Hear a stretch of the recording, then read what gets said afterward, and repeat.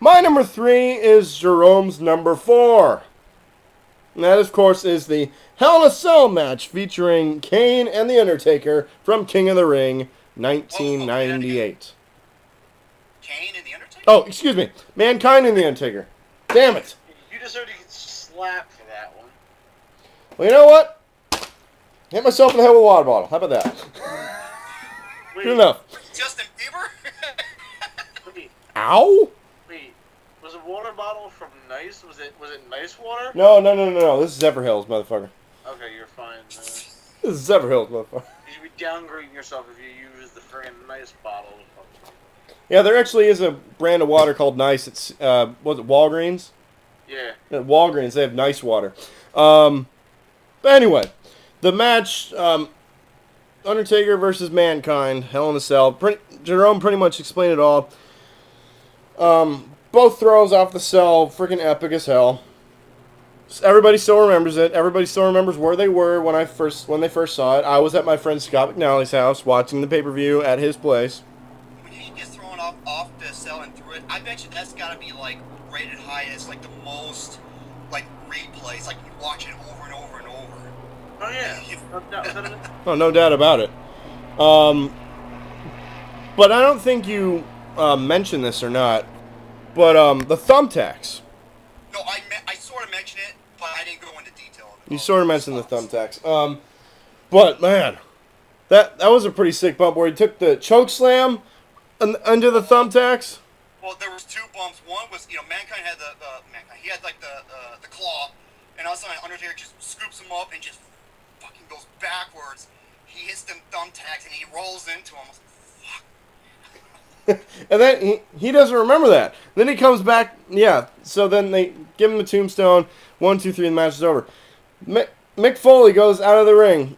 He's in the back. He's like, "Did I use thumbtacks?" And he just got like 50 of them in his arm. That's a crazy motherfucker. That's one crazy son of a bitch. I will say that.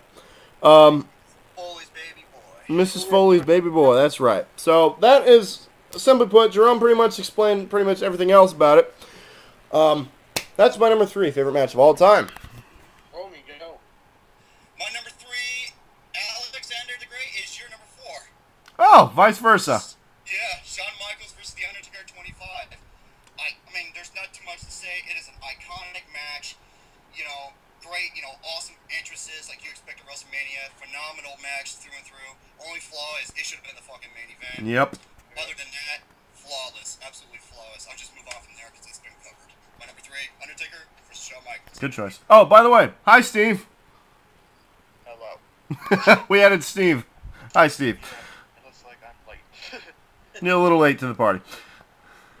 Okay, my number 3 is probably going to be hated by most people out there, Most. if not everybody Uh-oh. out there. Because the pay-per-view it was on was crap. I'm talking about ECW's December to December. Oh, yeah. Wait a second. My number 3 is the Extreme Elimination Chamber match for the ECW title. Now, I was a huge fan of the fact that they decided to use the Elimination Chamber. Mm-hmm. And you're amping it up with the word extreme. My favorite match in the history of the WWE will still to this day be the Extreme Rules match. Okay? And I was a huge fan of the fact of who walked out the champion that night, which was Bobby Lashley. He successfully defeated everyone else to beat the Big Show and take the title from him, which made Paul Heyman leave ECW on Tuesday night. Now, you're probably saying, why the fuck did this idiot just pick one of the dumbest fucking ideas? I'm sorry, you're combining 2 of my favorite fucking matches in the company. Elimination Chamber and Extreme Rules. I could not go wrong. That is a good point. It was a good match. I was a big fan of it, and I still will be. I'm sorry to people that I pissed off. Fuck them. All right. That was That was a good match. Kind of shocked that Bobby Lashley came out as the victor. Personally, I thought it should have been CM Punk, but Yeah, I thought it should have been him. Either him or Lashley, as long as Big Show didn't walk out with the titles. Fine.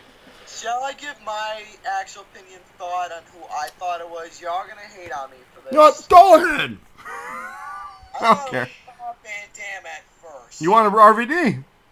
Yeah. Hell, anybody was better than the Big Show. Or Test. Anyone was better than Big Show or Test. Oh my god, yeah, I forgot Test is in that fucking man. Testosterone, more like it. There we go. Testosterone. That match, gigantic, massive, diarrhea, love a dump milkshake. Well. Good choice for number 3. My number 2, speaking of the Elimination Chamber. You just saying that the fucking... Speaking of the Elimination Chamber, my number 2 is the very first Elimination Chamber match. Oh boy. Imagine You what? had Booker T, Kane, RVD, Chris Jericho, Triple H, and Shawn Michaels. This was in 2002. Two.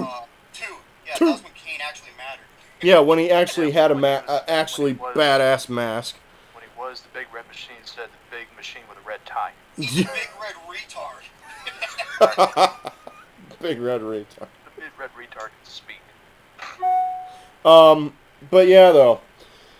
This match, from beginning to end, it was the very first one. It was nothing I've ever seen before. Probably nothing I've never seen like anything like that again. Such awesome matches back. It's just an awesome fight, back and forth. I mean, 6 of the best competitors back in 2002. Everybody, I think everybody deserved to be world champion. Everybody in that match deserved to be world champion. And ultimately, my favorite superstar of all time, the Heartbreak Kid, Shawn Michaels, walked out of Survivor Series with the world title. Something I was not expecting. I honestly was not expecting that because, let's face it, he was still coming back from his back injury after Triple H hit him in the back with a sledgehammer. He was in a wheelchair and he got out of it. Wasn't expecting him to win the belt. Honestly, I honestly thought I was going to be RVD, like Gary said, for the last match. But I thought RVD had a legitimate shot to win. Shawn Michaels, I thought, had a chance, but not as big of a chance. But the match itself was pretty awesome. Probably my favorite spot of the night was when RVD does the 5-star frog splash from the top of one of the top of the pods on the Triple H's throat. Yep. It's gotta It's hurt. difficult to do that too because you don't have that much mobility due to the pod and where the cage is and how the cage is designed, and you have to go at a certain angle in order to get that mobility and that height. So, Yeah, but he landed on his throat. Yeah. Landed on his fucking Should have landed on throat. his nose. That'll probably help him in the future. Classic dill pickle nose. Dill pickle big ass nose. Pickle H. He used to be the fucking mascot instead of that damn stork. Dill Pickle H. Oh my. But Sam's like, dude, settle down. But yeah, though, that was probably my favorite. That is the best Elimination Chamber match of all time. No offense, JVD. But that is why it's my number 2. Alright. Number 2. Right there. Number 2 is John Cena because he's absolute shit, but my favorite number 2 match of all time. I think Alex mentioned this earlier. What's that? It is the match, I think it is. It is the match that launched the Attitude Era. Steve Austin and Bret the Hitman Hart at WrestleMania 13. Yes. And I consider this, well, we're doing a favorites list, so anybody who complains or anything, I just gotta tell you, calm your fucking baloney tits with the big dinner plate nipples and everything's gonna be okay, alright? I'm actually calm right now. I'm enjoying every minute of this. Everybody calm your sourdough fried Twinkie tits, alright? We're gonna get through this okay. Wow. Sourdough fried Twinkie tits, huh? Sourdough fried Twinkies. Yeah, I mean, obviously, trying to cover a match and we're talking about Twinkies. They're amazing, that's why.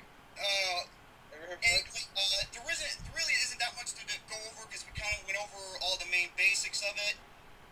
But yeah, the match that literally changed the industry forever, and in a good way. And it's a timeless classic. Amen to that. You want to talk about a fucking brawl? That is a brawl. Okay. And the rest is history. Pretty So much. that is number 2. I actually like Jerome on that one for that one. I actually have a tie for number 2. You have a tie? Hey, it's okay if it's a tie as long as it's, you know. Yeah, this isn't Austin Putnam's rules. And it's matches that we've covered, which is HBK Taker 25 and Punk Cena Money in the Bank. Ah. Oh, Okay. Let me explain why I like these matches and why I couldn't pick between the two. Punk Cena Money in the Bank, I loved Punk. He had that thing to him. He had that how do you call it?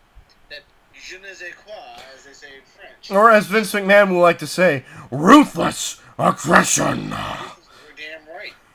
He had everything that I think that they needed at the time. And even with the whole fact of him bouncing with the world title at the end, that was pretty fucking insane. Okay?